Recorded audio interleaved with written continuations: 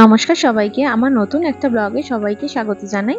তো আজকে আমি সহজ পদ্ধতিতে কিভাবে চিকেন রান্না করে সেটাই দেখাবো। তো বন্ধুরা দেখতে থাকো।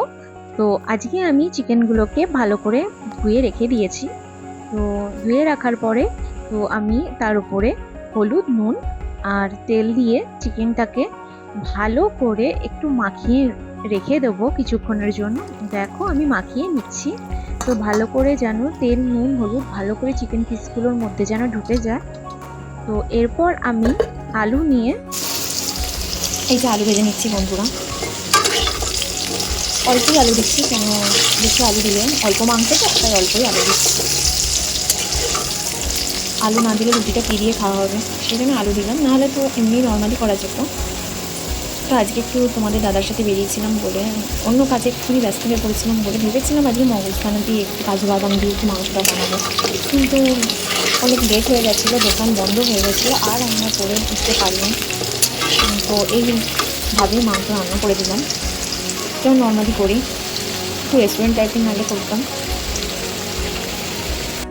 দেখতেই পাচ্ছ বন্ধুরা, আমি এখন এলাচ, শুকনো লঙ্কা তেলে দিয়ে, পেঁয়াজটাকে তেলে দিয়ে ভালো করে লাল লাল করে ভেজে নিচ্ছি। তারপরে এই যে মশলাটা বানিয়েছি, পেঁয়াজ, রসুন, পেঁয়াজটা তো এখনই দিয়ে দিয়েছি, রসুন, আদা, তারপর তোমার টমেটো, জিরের গুঁড়ো, লঙ্কার গুঁড়ো, কাশ্মীরি গুঁড়ো আর হচ্ছে ধনের গুঁড়ো, সব মিক্স করে যে পেস্টটা বানিয়েছি সেটা এরপরে দিয়ে দেবো আমি। এই পেঁয়াজটা কষানো হয়ে গেলে, মানে পেঁয়াজটা যখন পুরোপুরি লাল লাল হয়ে যাবে তখনই আমি দিয়ে দেবো হচ্ছে ওই মশলাটা যেটা আমি বানিয়েছি।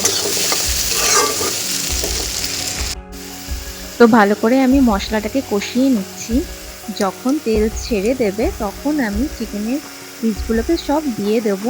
তো আমি চিকেনগুলোকে দিয়ে দিয়েছি, কিন্তু চিকেনগুলোকে দিয়ে ভালো করে কষাচ্ছি, কেন ভালোভাবে না কষালে না ভালো লাগেও না খেতে। তো আমি একটু বেশি ভালো করে কষাই, কেন চিকেন বলে কথা, আর আমার অনেকটাই ফেভারিট। তো এইভাবে করে নিচ্ছি। বন্ধুরা আমার চিকেন রান্না কমপ্লিট। দেখো তোমাদের পছন্দ হয়েছে। আমি এইভাবেই চিকেন রান্না করি সাধারণত। তোমাদের যদি ভালো লেগে থাকে তাহলে আমাকে একটা লাইক, কমেন্ট, শেয়ার করো, আর আমার ভিডিওগুলো প্লিজ প্লিজ প্লিজ দেখো, আর সাবস্ক্রাইব করো আমার চ্যানেলটাকে। নতুন বন্ধুরা, পুরনো বন্ধুদের অনেক অনেক ভালোবাসা। তো চলো, আমার চিকেন রান্না কমপ্লিট। তো আজকের মতো আমি এখানেই আমার ভিডিওটা শেষ করছি। তোমরা ভালো থেকো, সুস্থ থেকো, টাটা, গুড নাইট।